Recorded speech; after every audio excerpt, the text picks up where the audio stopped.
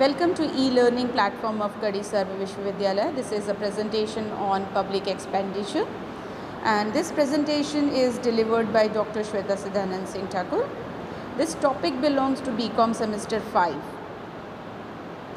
Now in this PPT we are going to talk about the classification of public expenditure. Now in this classification, the very first classification is functional classification. Some financial experts group open consumption based on capacities for which they are bought about. That means there are different economists have looked at public expenditure from different point of view, right? So very first classification, bifurcation, is functional classification.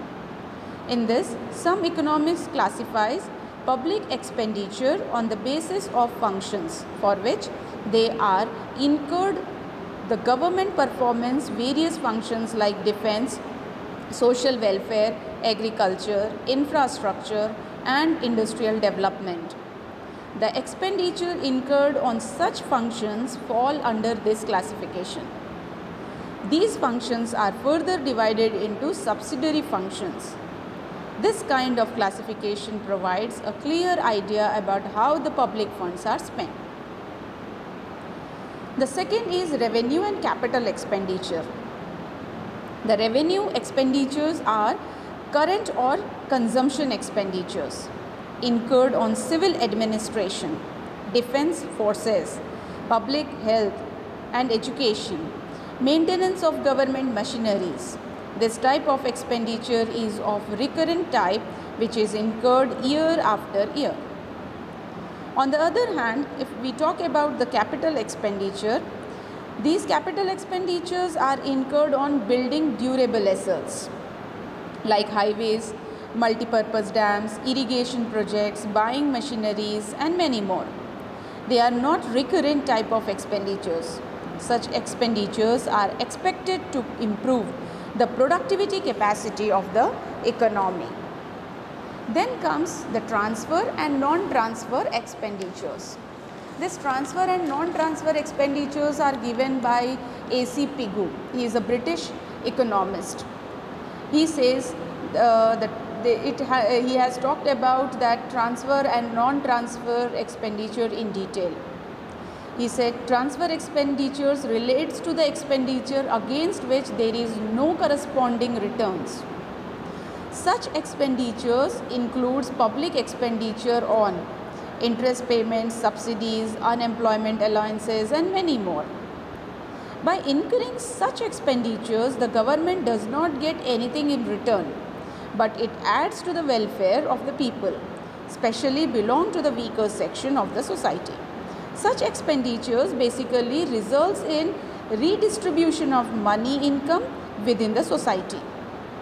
Let's talk about the non-transfer expenditure now. What is non-transfer expenditure?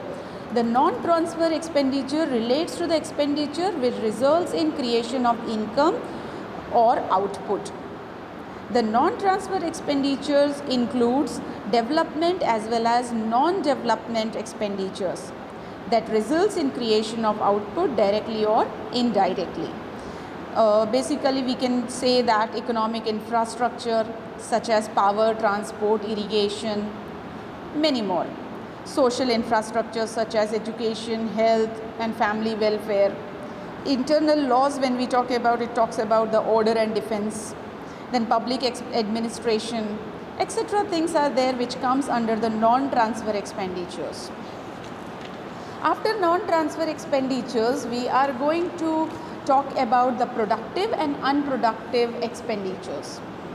Productive expenditures are expenditures on infrastructure development, public enterprises or development of agriculture, increase productive capacity in the economy and bring income to the government. Okay.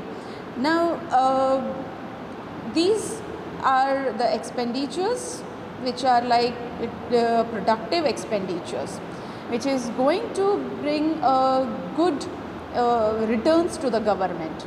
After this we have unproductive expenditures. Unproductive expenditures are those expenditures in the nature of consumption such as defense, interest payment, expenditure on law and order, public administration, do not create any productive assets which can bring income or return to the government. Such expenses are classified as unproductive expenditures. Then comes the development and non-development expenditures. This development and non-development expenditures has been talked by modern economists, and they have modified this classification into distinction between development and non-development expenditures. The development expenditures are the expenditures that promote economic growth and development are termed as development expenditure. These are the same as productive expenditures.